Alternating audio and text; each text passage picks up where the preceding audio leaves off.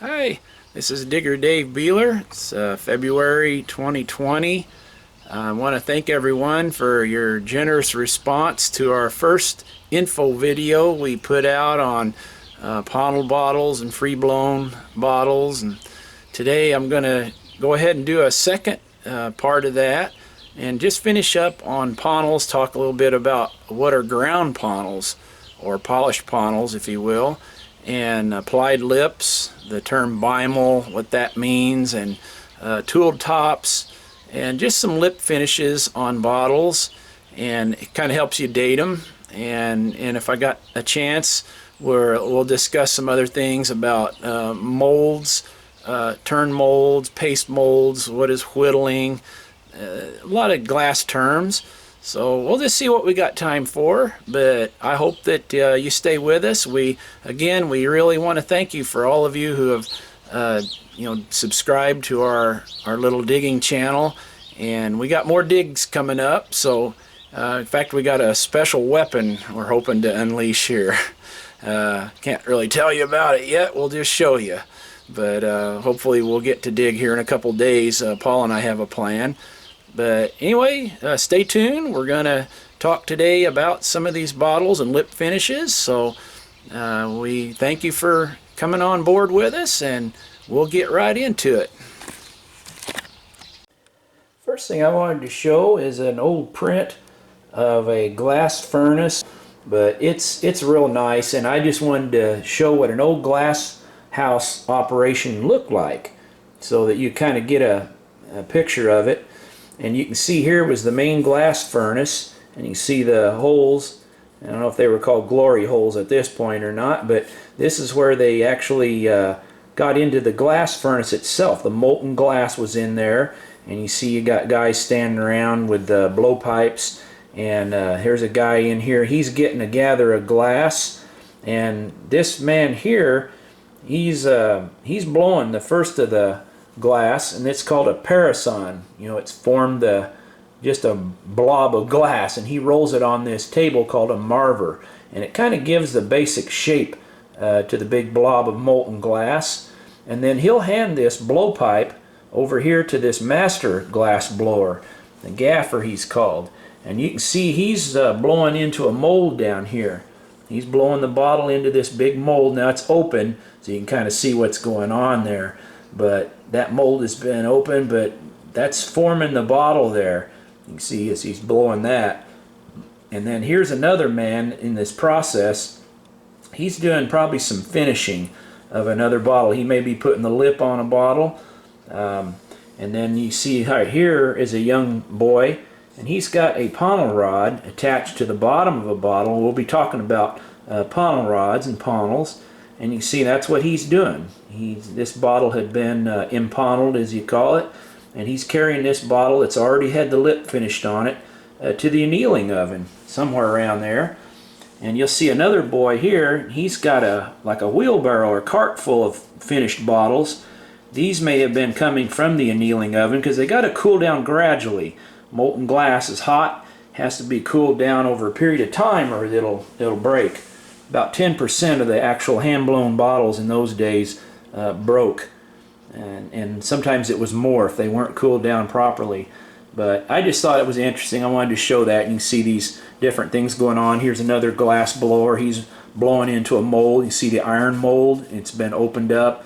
And here's another boy, and he's handing him some tongs. They called them the tool, and they use that for pulling bottles out of molds and for doing all kinds of stuff, finishing. But I just thought that was interesting. Shows a cut of what's going on there. And there's a blowpipe. I think I showed that the last time, but that's an actual blowpipe that was used in an early glass house, and a lipping tool there. But alright, let's get right into some bottles. I'm going to be talking a little bit more about ground Pontils. And this is an example. This is an early decanter from like 1830s, 1820s, flint glass, clear. It had flint or powdered lead added to the glass batch, and it made it hard. But anyhow, on the very bottom of this bottle, you can see the Pontil scar has been ground or polished. And the bottom is flat on this bottle, It was blown onto a marver, slab. And this Pontils scar was rough originally. And after the fact, after the bottle was annealed, after it was finished, it cooled, they went ahead and ground that Pontil off of there. And I know a lot of people may disagree, or there's different theories on that, but my own opinion, that's what happened here. It had a Pontils scar, and it was ground off, or if you want to say polished off. But and then it allowed them to finish this bottle. It had little cut, pattern around the base there, and another little etched wheel cut design around there, and it was cut around the shoulder. And that was a decanter, ground on the inside of the lip. It would have taken a stopper. But that's real early, so it showed they were doing ground Pontils early on. This is another example. This is an inkwell here, an early inkwell. You can see it's kind of dome shape. It has a pewter top and lid. In the bottom of it, you'll see that little ground circular smooth Pontils scar. That's called a ground Pontils. It's got real smooth finish to it. It's no roughness at all. You can feel that with your thumb. And but anyway, that's what I call a ground Pontils. And I don't know how good that's showing up there for you, but that little number there was a number from somebody's collection that when I purchased this bottle, just in case you're wondering, it wasn't made like that. But that's another example of a ground Pontils on a pre-1860 bottle. That one's from 1850s. This is another one that's probably from 1860s, maybe 50s. It's an old bar lip decanter, honeycomb pattern.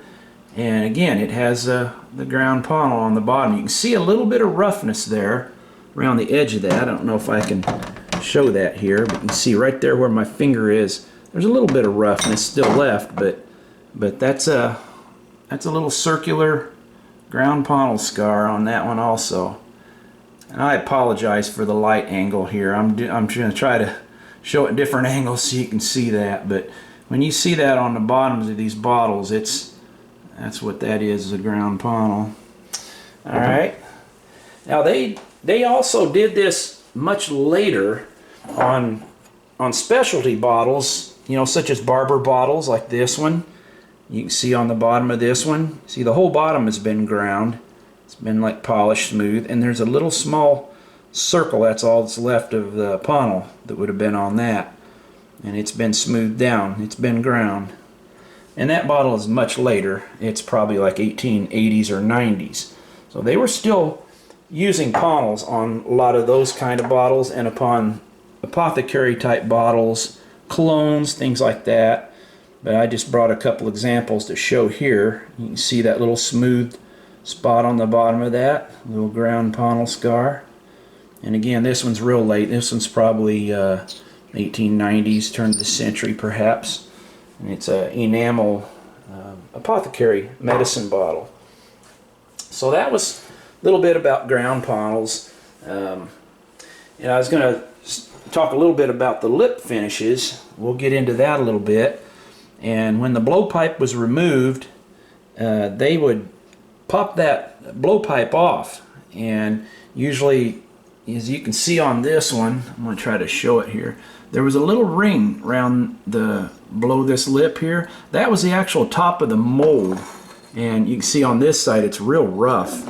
It's got a big thing sticking out here. The mold seam is rough on that one. But on this one, when they wetted off, as it was called, he would use a piece of iron, like an iron tool or a wooden tool that was wet.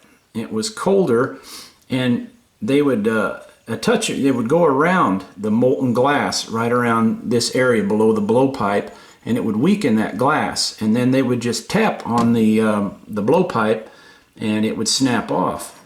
And sometimes those are called sheared lips, but it's basically just popped off of there. And you can see how rough and crude that is on the top of this lip. It's just really kind of jagged. It wasn't finished in any way. And that's a 1840s or 1850s whiskey flask, a little half pint scroll, and you can see the bottom has the open Pontils scar. And that's just a rough one. They didn't do anything. They were paid by how many bottles they could blow. in those days. And I'll show another example of that. Same thing. See how rough, how jagged that is? It was just popped off and burst off, whatever you'd want to call it. And the kind of terms are used interchangeably, like with sheared lip. And again, you see the circular ring of glass on the bottom of that. Open Pontils scar, a blowpipe. Could have possibly been a blowpipe, more than likely what they were using. A little bit of glass on the tip. Held the bottle while they removed the blowpipe. This is the same bottle, except for look how smooth this one is. You can see how that one's finished. You know, it's referred to as a sheared lip, but it could have been, they could have used regular iron shears on that, but it was probably just popped off like the other, but then refinished. It was stuck back in the glory hole of the furnace, and that one was smoothed out. And you see that quite often on early flasks. You know, it goes all the way back 1820s, 1830s they were doing that. But again, here we go. We see the old Open Pontils scar. They didn't do nothing to smooth that out, did they? But the lip is just perfectly smooth on that one. Really nice. And you can drink whiskey out of that and not cut your lip. Whereas these other ones, man, whew, that was rough. And just another example of a sheared lip. Real rough, just popped off. And this one had a laid on ring on that. They had to finish that lip somehow. They either left it jagged or they applied something on it. And this one has a ring of glass, as you can see, that was laid on to that. And it's still real sharp on this inner edge. You can feel it on both sides of that. It was just jagged glass on that lip. But that was about an 1840s olive oil bottle. And an interesting one here, this is a little medicine bottle called Bloxham Brothers. It's from Zanesville, Ohio. Almost certainly made at the Zanesville Glass Works. And that one has a popped off lip, a sheared lip. You can see it's real rough. And that bottle is not pommelled. You can see it's got like a little straight line hinge mold seam on the bottom of that. And it was made about 1860, maybe the late 1850s. But that lip was never finished. And usually they did. They generally applied some kind of a ring of glass on those. But that's an example of an early American-made, back in Ohio, bottle that had that. And I've seen those from St. Louis glass houses that it was just popped off. And sometimes when they were blowing these with a blowpipe, they blew an extra little bit of air, and it would call a blow-off, blow-over, where it literally just popped off automatically. I didn't even have to snap it off in any way. It just came off. And that could have been what that is. All right, and then on fruit jars, this is a later fruit jar, probably made in the 1870s. May have been 60s, but probably 1870s. And it has the old Mason's patent threaded top. And it's got a ground lip. They ground that one, and you can always tell the ground lips, it's kind of got a rough texture on the very top surface of the lip. So that one was probably rough originally, and when they ground that, many times you'll see little fine chipping right around the top edges, you know, the inner or the outer edge of those lips.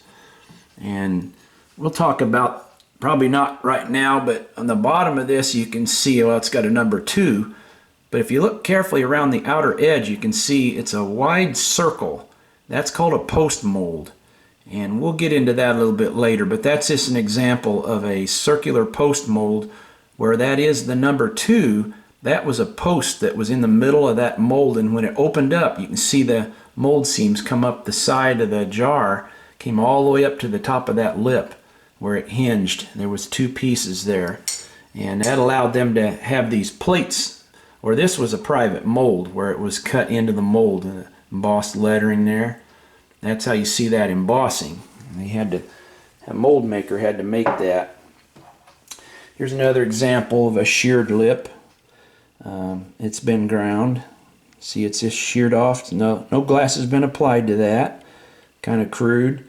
And the very top is rough. You know, if you feel that top, it's like it got a little sandpaper texture. It's a ground lip. So we had somebody asking about that, about ground lips, and that's just a couple examples of ground lip bottles, and that's how they finished them, and they're smooth, and very commonly you see that little chipping around there. It was done when they ground that. This was after the bottle was made and after it cooled, they ground it. Now, a couple examples of real late English, these are called burst top inks. Probably that blowover method I was talking about here, where the blowpipe, they just blew into this mold, and there was no Pontils scar or anything on that. They just blew in there and the blowpipe would just come off. There would be an air bubble form and it would pop off of that. But it left it very rough like this, as you can see. And there you see a little bit of chipping around that top, but just rough and jagged. Call them a burst top. And they made these in England all the way up to probably in the teens. 1915, World War I. I think they were still making some of those. Most of these were probably made a little early 1890s, turn of the century. But there's another example. Look how jagged that one is. But they did nothing to finish that. Again, they were just paid by how many bottles they could put out. And this is in an era when they were making bottles by machine quite much. But they were still hand blowing them. And that was the old English burst top ink bottles. That's kind of neat. And it's one last example. This is another English. And but you can see, if you look closely, that mold seam comes all the way up to the very top of that lip. Can you see that? On both sides, the mold seam comes all the way up to the top. That's where that mold was, where it ended. And when they just popped that blowpipe off, it was again just rough. It was just a rough, popped off lip there. Never finished. And again, it was an English. That was probably like a castor oil bottle or something. But we'll just go a little bit more. Here's a good example of an applied lip. Okay, instead of that rough sheared finish like we've looked at, this bottle had a separate piece of molten glass applied to the top there, and then they had a lipping tool, much like the one I showed last time, sitting right down here. And this lipping tool, you see, would close. It would close around the lip of the bottle. It was put down in there, and this one's for a bigger bottle, obviously, but that's what it would have been, very similar to that. And it would opened up and closed around that, and they would have smoothed out that lip. But you can see how crude that one is. They didn't get it very smooth, and had a lot of extra glass there, so you can see how it dripped underneath there. And we love that as collectors. That's really cool when you see a old drippy applied lip, we call that. You can see underneath that ring how that dripped down in there. And this bottle also, I'm going to show something. I don't know how good that shows up, but see, that's what we call whittled.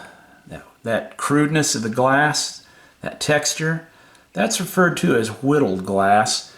And they originally thought that the molds were made out of wood, and when they whittled them, carved them, it left that. But in actuality, it's caused by hot glass being blown into a cold mold, and especially the first bottles of the day, when the mold was still cold, or they were using a different mold that they hadn't been using. It would just cause that crudeness. And again, that's a real desirable thing in bottles. We just love that when we see a nice crude applied lip whittled bottle. So that's a smooth base bottle there, but that's a beer bottle from about 1860s, probably made out in New England, perhaps Stoddard or one of the glass houses out there. But I just thought that's a good example of an applied lip. This is another one that's got an applied lip, and see, you can feel it with your fingernail underneath here where that glass dripped down. That's a really obvious applied lip, and you can see how it's had a little square ring. Their lip tool would have formed that. It was just a glob of glass on there, and they actually probably turned the bottle around, like this. Instead of the tool turning, they probably turned the bottle. But you can see that drip of glass underneath there. Okay, and then almost the same kind of a bottle. It's a little whiskey flask from 1860s. Here's another one, the same thing, only this one instead of dripping on the outside, you can feel it with your finger on the inside of that neck. Try to show it here. See that little ring around there here? That's a drip on the inside of the neck. And you can feel if you could get your finger in there. Smooth on the outside, you know, they did a good job on that, but the extra glass dripped down on the inside. So those are really obvious, easy to tell applied lips on those because the glass drips down. Other ones are not so easy to tell. Like for example this one. This is an open bottled medicine bottle of Dr. Baker's Pain Panacea, and it dates from right around 1850 to 1855, and it has an applied lip, and see how nice it is?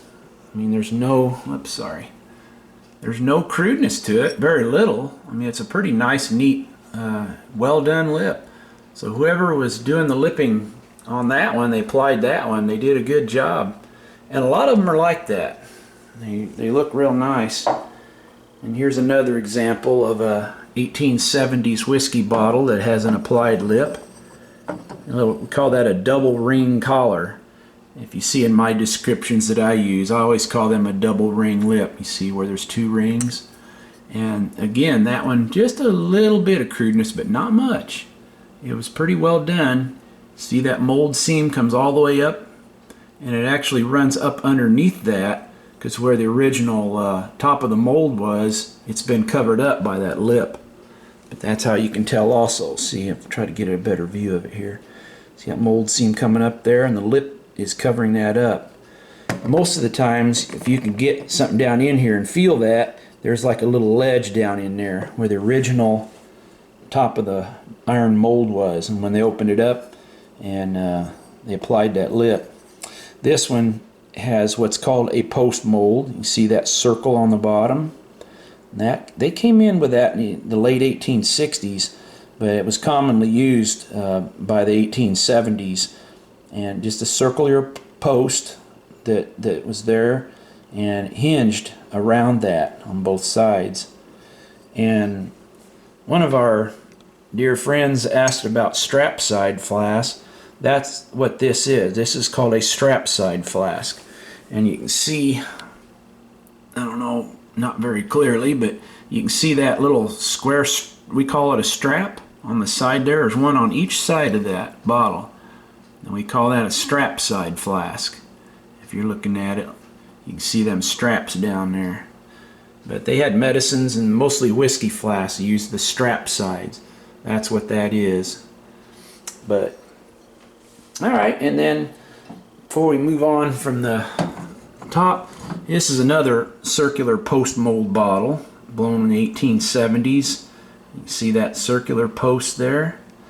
Okay, and on this one, this is an applied lip that's been very neatly tooled, and it's been refired. It was actually put back into the glory hole of the furnace, and it was polished.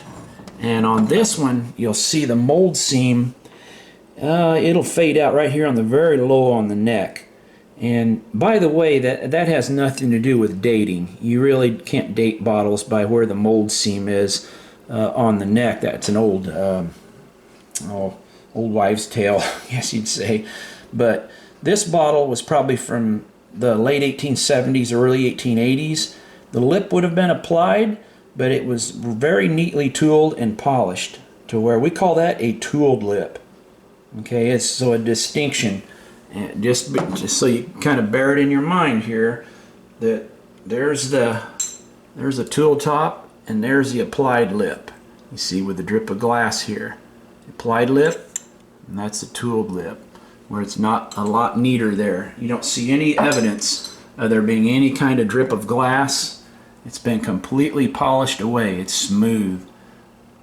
Okay, that's a tooled top, tooled lip. And most of the later bottles after 1880, here's another example of a medicine bottle. You see the mold seam fades out about halfway on the neck on both sides there. And then that lip, this one could have actually had this whole entire lip as part of the mold, but it has been polished. As you can see, it's very smooth. So just for collectors' sake of ease, we call that a tooled lip against the applied lip. Okay, just so you kind of keep that in mind. Here's another example right here. It's a cobalt blue medicine bottle, and again the mold seam ends on the neck. It's hand blown, and this one again, it's a smooth base bottle, and it has the tooled top. And okay, I think I forgot to mention an important term that we often use as collectors, the initials BIMAL. We call it BIMAL, or blown in mold just for short, but the initials blown in mold with applied lip refers to these older applied lip bottles. You see how that lip was applied there with a drip of glass under there? That's a BIMAL bottle, all right? And the one I just showed, the cobalt blue lactopeptine bottle from 1890s, we generally use that term loosely to refer to these bottles as BIMAL also. It's blown in mold, but it actually does not have an applied lip. So theoretically, if you're a purist, you would not want to use the term BIMAL to refer to this bottle, because even though it's blown in mold, it does not have an applied lip. The lip is tooled. But that's sort of like splitting hairs to me personally, and my son and I and most of us as collectors, we refer to these bottles as BIMAL, blown in mold. You know, we just don't use the term BIM much. But that's just, if you see that, I just wanted to bring that out, because you'll hear a lot of us collectors refer to bottle, hey, is it BIMAL? Is it blown? Is it blown in mold?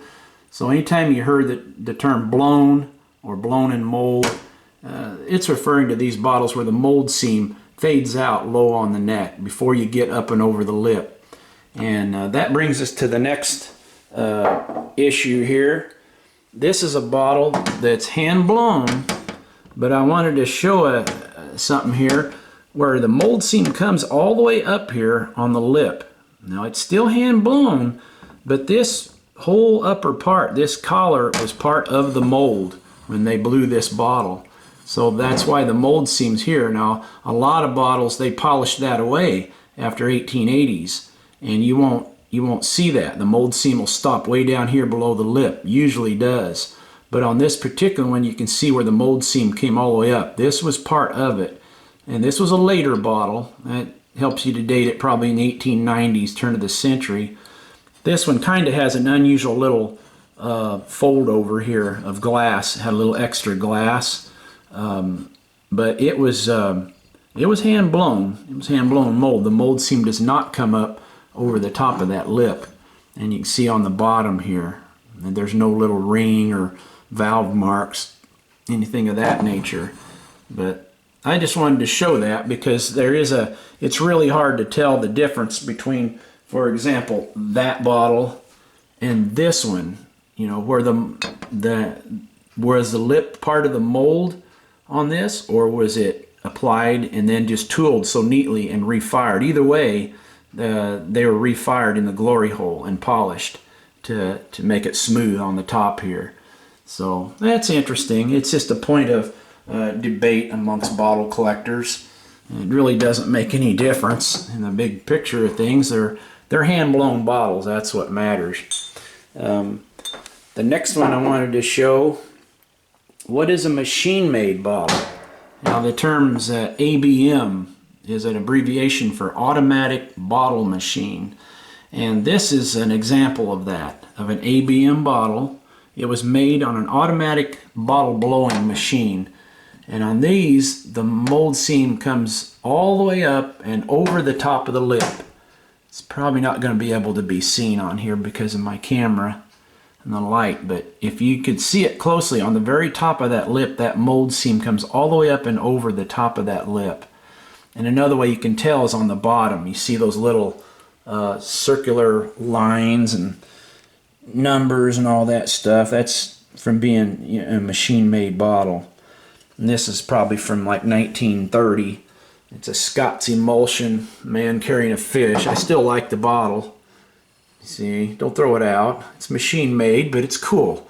But that one took a like a little cap, a little metal cap. Had like a little wire thing here on the side, like a pry off or pop off cap.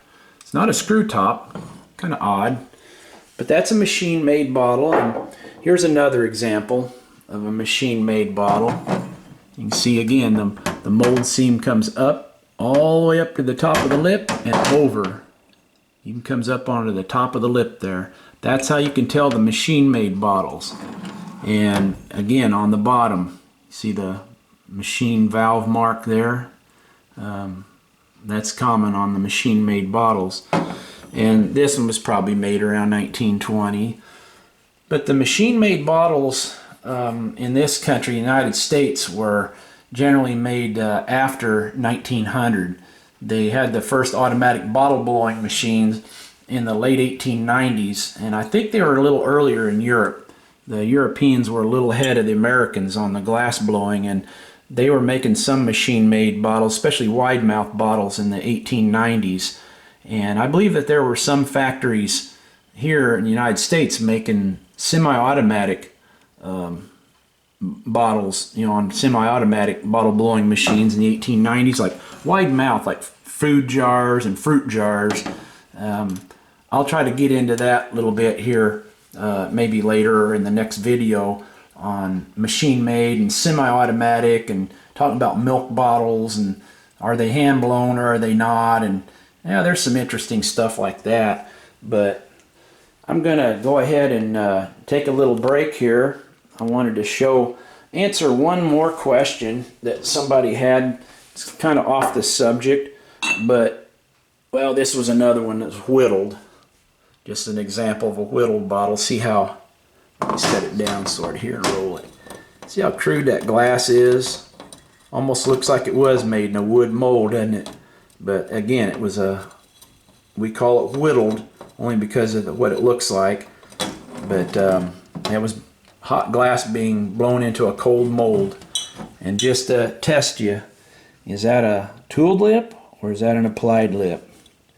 Can you see the drip of glass underneath there? And that would be an applied lip, wouldn't it? So you see the drip of glass there. Had a lipping tool, formed that little collar, but there was extra glass there and they didn't bother to smooth all of that out. So that's an applied lip. And just one more example of that whittled. I just chose these just simply because they're the first bottles that I found that were whittled kind of nicely. You can see how crude that is. That's whittled glass right there. And again, this one had an applied lip on it, but it's been pretty neatly tooled. You see that? And that's probably 1880s or 1890s. It's a Sachs-Lenner's bitter quill. Mineral water bottle's pretty common in the 1890s. But now you get into a lot of that on them hand-blown bottles. But I thought it was interesting. And this was one that I wanted to show. Somebody asked about what is a turn mold or a paste mold bottle. This is an example of one. It was hand blown in a circular mold, and the bottle was spun while the blowpipe was still on the top of it, and it was spun inside the mold. This eliminated the mold seams. On a turn mold or a paste mold bottle, they coated it with a little bit of a paste. That's why they're referred to as a paste mold. But if you can see those circular rings going around that bottle, can you see those? I'm not being able to show that real well. Maybe if I turned it sideways here.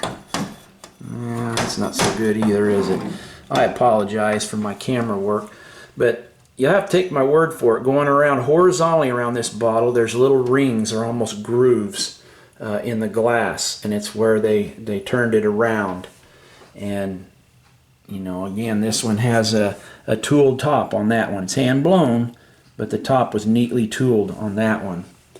And I believe I've got another example here of that.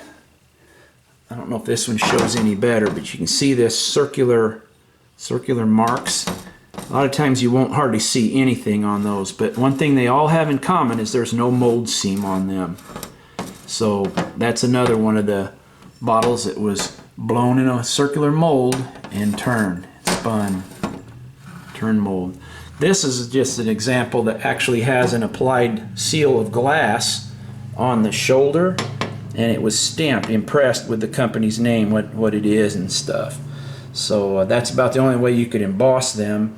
They did have plates on the bottom of some of the molds that have embossing on the bottom of them. This one's not, but it's just smooth.